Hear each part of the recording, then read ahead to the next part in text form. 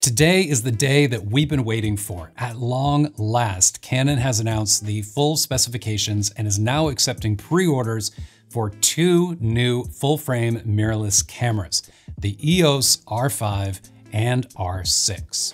Now, if you're looking for a hands-on video where someone is testing out pre-production models of the R5 and the R6, if you look around here on YouTube, you will find some far higher profile channels than mine where people have received those cameras and they've been testing them and offering some of their initial thoughts.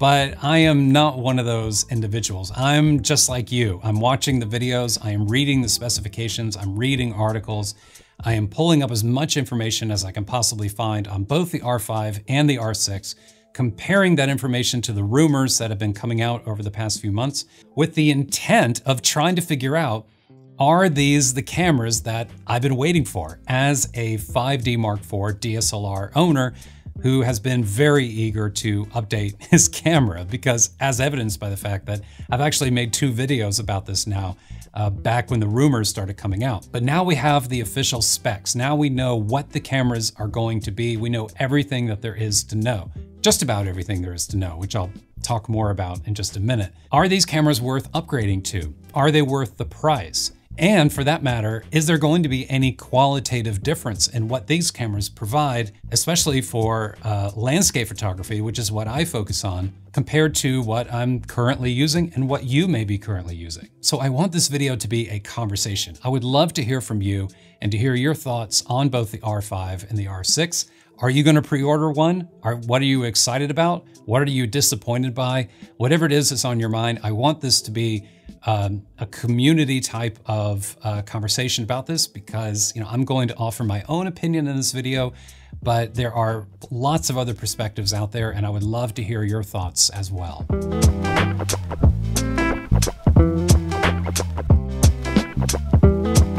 My name is Todd Dominey. I make videos here on YouTube about photography. Let's begin by talking about some of the ways in which the R5 and the R6 are similar. Some of the features that they share, which actually make, in my mind, either camera a compelling upgrade.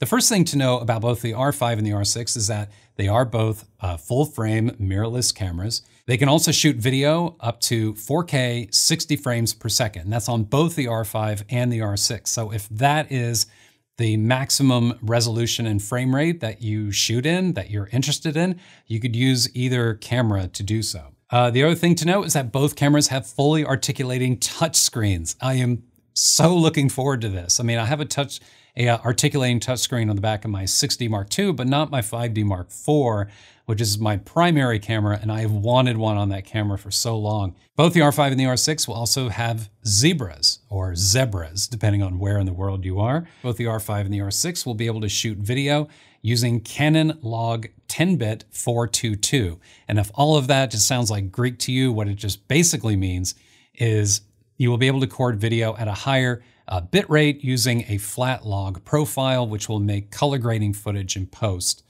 much, much better. Really looking forward to that. Both cameras also have dual pixel autofocus in all video modes. And it's not just the same old dual pixel autofocus that is in the current lineup of Canon cameras. This is actually like a Rev 2 of it. Both the R5 and the R6 will allow charging through a USB-C port. This is also something I've really been wanting, especially for traveling. And then last but certainly not least, on both the R5 and the R6, perhaps one of the most compelling reasons to upgrade to one of these cameras is in-body stabilization. This is huge, especially for people who have been shooting on Canon cameras for a while, because historically you will know that for whatever reason, Canon has always felt that image stabilization is the responsibility of the lens. They've always put stabilization in the lens. Or they've done like a digital IBIS, like on the Canon M50, which honestly is kind of kludgy, and yeah, it works, but it's nowhere near as good as having physical, mechanical in-body stabilization that doesn't crop your footage, where you don't lose sharpness or quality by turning it on. So having IBIS means that when shooting video, you're not going to have to use a gimbal as often, or perhaps at all, in order to get smooth footage. It also means as a still photographer, you may not have to use a tripod as often, because you're going to be able to shoot at slower shutter speeds and still get sharp images even when shooting handheld. Now let's talk about how the R5 and the R6 are different, starting with pricing. First thing to know is that the R5, you can pick up the body for $38.99 in the United States, or you can tack on its kit lens for $1,100 more. The R6, the body is retailing for $24.99. These are pre-order prices, by the way, at the time of this video. Or again, you can tack on another $1,100 and you can get the same kit lens that comes with the R5. Or Canon has rather interestingly included a second kit option for the R6 that costs $400 more. So you're saving about $700 compared to the other version. And that also comes with a lens, a kit lens with a similar focal length of 24 to 105 millimeters. But its maximum aperture is f4 to f7.1. So it's not quite the same quality of lens, but it's still a pretty compelling option, I think, especially for people who are looking to get an R6 and pick up an RF lens and save a little money in doing so. Now, if that sounds like a lot of money, it's because it is. I mean, both of these cameras are high-end cameras. They are expensive. They are investments at the end of the day.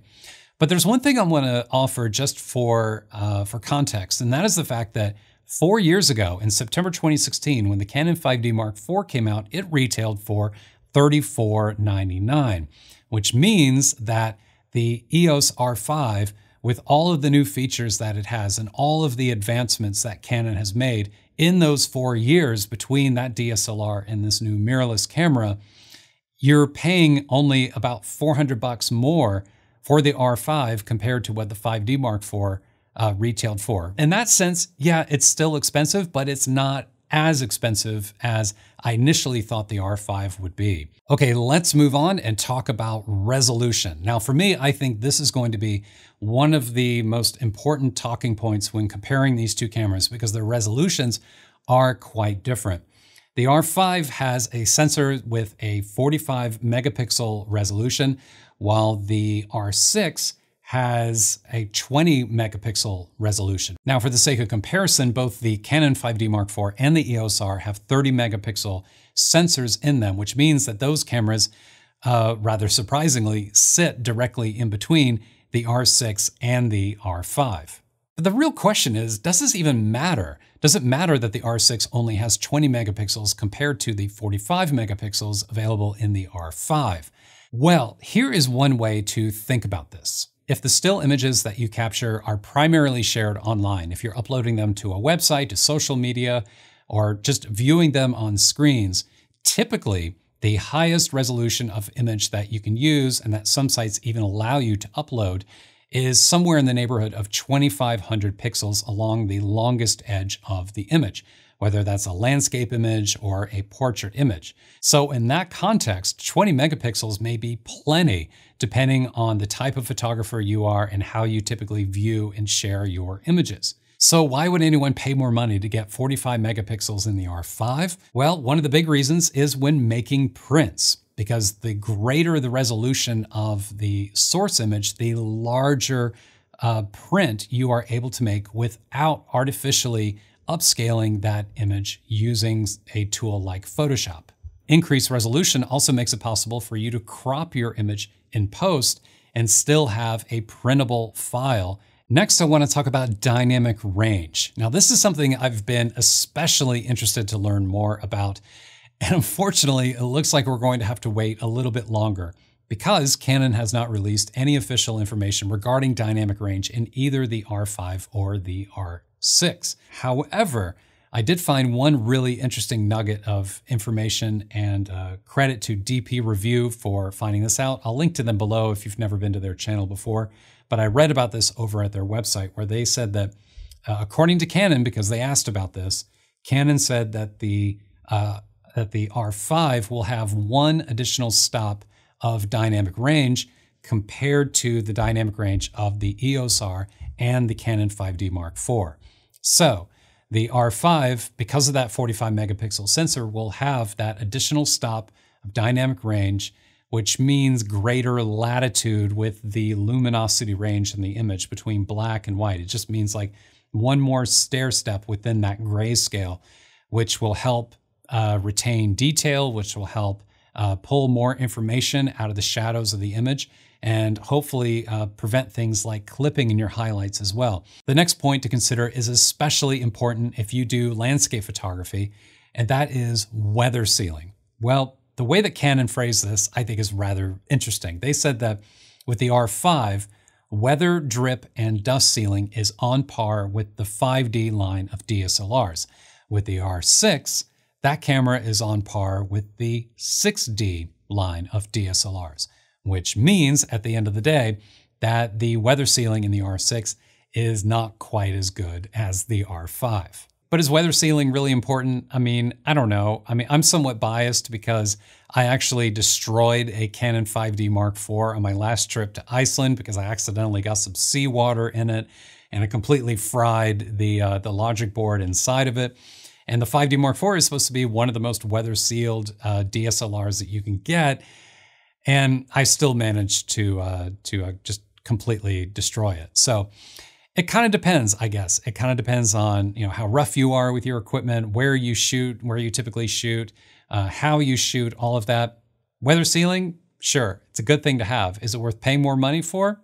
I don't know. I think it's really kind of a subjective call. Okay, last but certainly not least is video. Video is one of the main selling points of both the R5 and the R6 because their capabilities are so far above and beyond what is currently available in any of their full-frame mirrorless cameras.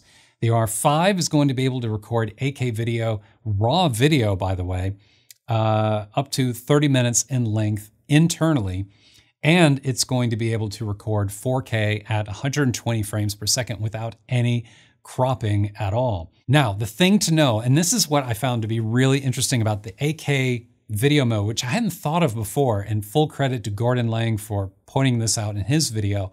I'll link to him below as well. An 8K video, if you were to record a video in 8K and then stop the video and do a screen capture of a still frame within that video, that still frame, that image from the video would be 35 megapixels in size, which is actually a larger still image than what you can get using an EOS R or a 5D Mark IV. So even if you are a photographer, if you were to shoot some video in 8K, maybe some B-roll, something like that, and then later you thought, oh, this would be a really good still photo, you know, for some type of use, you can absolutely do so, and you would have more than enough resolution to work with. As for the R6, obviously it's not as capable as the R5, but because the R5 is so advanced, the crippled version of the R6 is actually not bad at all. The R6, it can't record 8K, it can't record 4K at 120 frames per second. However, the highest quality you can get is 4K uncropped at 60 frames per second, which, I mean, really, honestly, I mean, that to me sounds like more than enough. However, there was one interesting bullet point that I found in the video specs for the R6 that I think is worth pointing out. And that is the fact that on the R6, all-eye compression is only available for time-lapse video. For all the other video modes, it uses IPB. What am I talking about? Well, all-eye and IPB are compression codecs, and all-eye is considered to be the more sophisticated of the two. You get higher quality footage using all-eye, but you also get higher, or rather larger file sizes. Now, speaking as someone who has used both all-eye and IPB on Canon cameras, does that really make that big of a difference? I think it's a judgment call. I think we're going to have to wait and see once the final cameras come out and we're able to look at, you know, something like 4K all-eye footage on the R5 compared to 4K IPB footage on the R6 and compare them and see what their, you know, relative, what the relative the qualitative differences are between the two. At this point, it's kind of hard to tell. My hunch is I kind of doubt it's going to make that much of a difference. But if getting the best video quality is important to you, you probably are already going to be choosing the R5 anyway. So it's just something, it's just one of those additional things to know. Okay, so I have talked more than enough about the R5 and the R6. I want to hear from you. I want to know, what do you think about these new full-frame mirrorless cameras from Canon? Are you excited about the R5? Are you excited about the R6? Are you planning on pre-ordering one of them? Is there anything about either camera model that you're disappointed about? Was there anything missing in one of those cameras? Or perhaps you're one of those types of people, and I actually include myself in some degree in this club.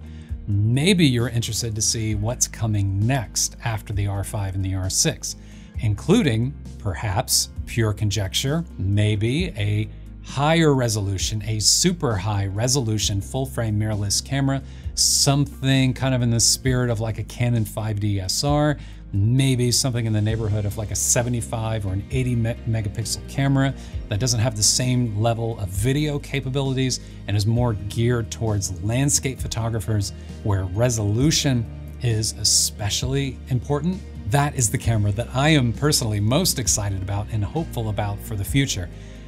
But as far as right now goes, in July of 2020, between the R5 and the R6, if I personally had to make a decision between the two and pre-order one and pick one up, I'm probably gonna go with the R5.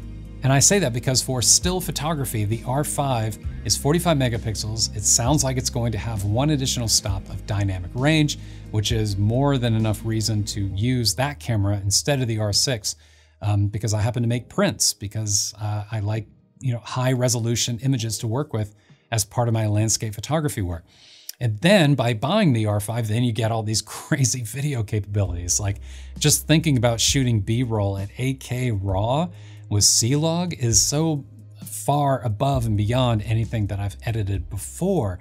But I'm excited to give it a try, and I'm really looking forward to doing so. And besides, I mean, a camera is an investment, right? I mean, I typically buy a camera and use it for at least a few years, get as much value out of it as I possibly can.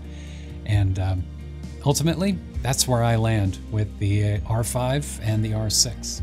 If you enjoyed the video, please remember to give it a thumbs up, and also remember to subscribe if you would like to keep in touch in the future. That's it for me, everyone. I will see you next time.